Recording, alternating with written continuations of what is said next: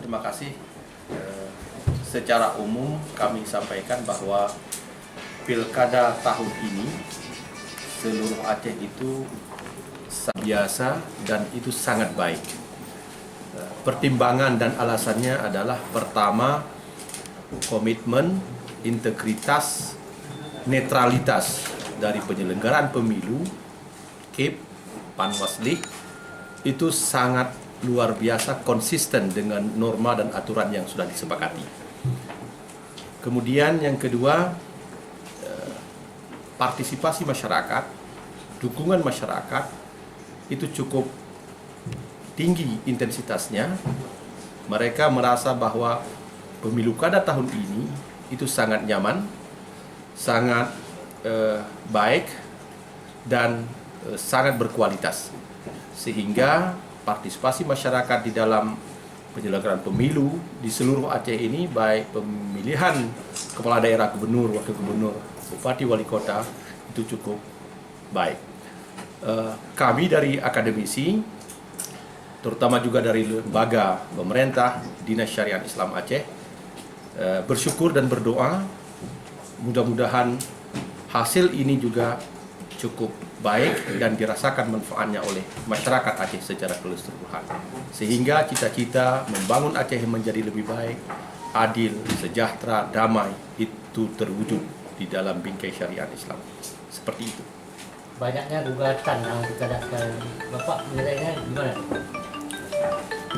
Bahwa gugatan itu adalah hak setiap orang, setiap komponen untuk menyampaikan aspirasinya, gugatannya terhadap pemilihan umum kepala daerah. Tentu hak itu tidak bisa dibendung, silahkan nanti mekanisme lembaga-lembaga yang berwenang untuk itu yang menyelesaikannya.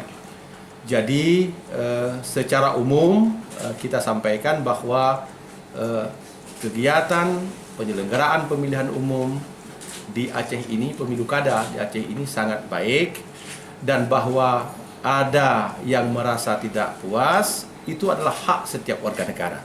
Nanti mekanisme penyelesaian secara hukum itu yang akan ditempuh. Bukan berarti, sekali lagi saya sampaikan, bukan berarti ketika ada gugatan itu sudah dianggap bahwa penyelenggaraan pemilihan umum itu atau pemilihan kepala daerah itu tidak baik. Bukan berarti itu. Nah, jadi yang saya ingin sampaikan, bahwa adanya gugatan itu adalah hak, itu adalah kesempatan kepada setiap orang, dan nanti lembaga itulah yang akan menyelesaikannya. Dan kita harus menghormati, menghargai penyelenggaraan pemilihan umum kepala daerah, dan juga menghormati apapun keputusan dari lembaga penegak hukum yang menjalankan itu. Saya pikir seperti itu. Prof, Ya.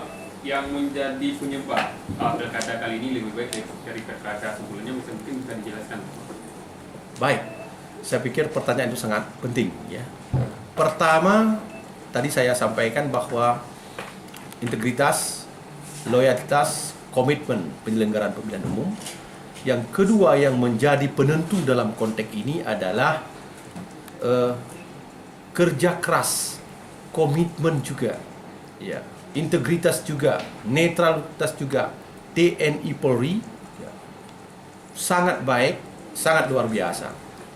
Saya dalam beberapa waktu yang lalu, beberapa kabupaten kota kami kunjungi, itu komitmen netralitas anggota kepolisian di Aceh ini itu sangat tinggi.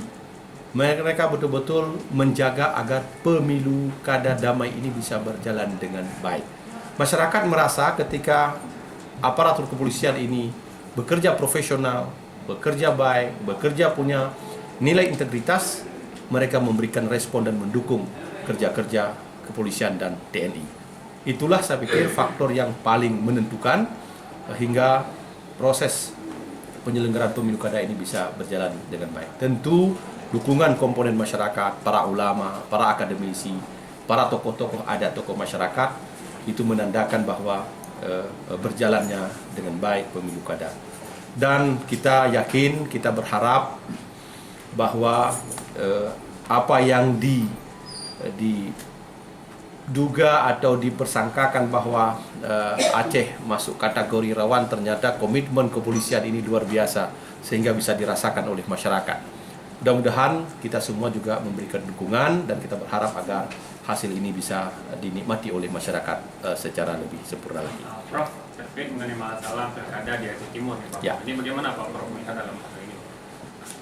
Setahu saya bahwa